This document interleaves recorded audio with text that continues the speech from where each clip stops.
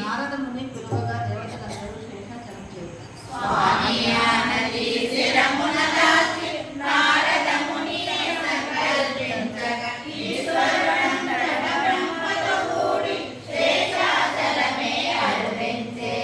దేవేంద్రుడొచ్చే, కుబేరుడొచ్చే, అగ్ని వాయువు వరుణుడు వచ్చే, సూర్య చంద్రుడు గ్రహములు వచ్చే.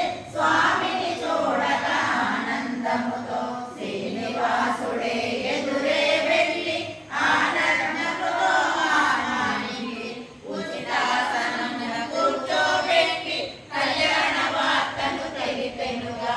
నారదమునియే ముందుకు వచ్చి సమస్యనంతను తెలిపెనుగా. అందరూ కలిసి ఆలోచించి తగు నిర్ణయమే చేసెనుగా. శ్రీనివాసుడు కుబేరుని వద్ద ధనమును అప్పుగా తీసుకున్నాడు.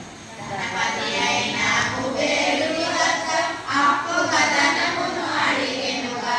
ధనమును ఇచ్చిన ఫలితమునిమ్మని గణపతి స్వామిని అడిగెనుగా. కలియుగమంతా ఉన్న వరకు వడ్డీ నీకే కట్టెదను, వడ్డీ కాసులు అడుగూడదు, భక్తులు నన్నే పిలిచెదరు. ఆనందముతో కుబేరుడప్పుడు ధనరాశులనే ఇచ్చెనుగా. ముట్టినదంటూ పత్రము రాసి శ్రీనివాసుడే ఇచ్చెనుగా.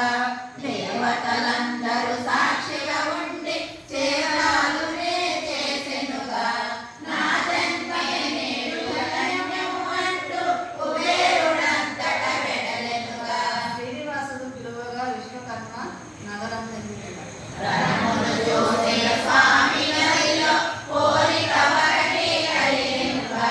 దేవత శిల్పి అయిన వాడు విశ్వకర్మనే పిలిచెనుగా.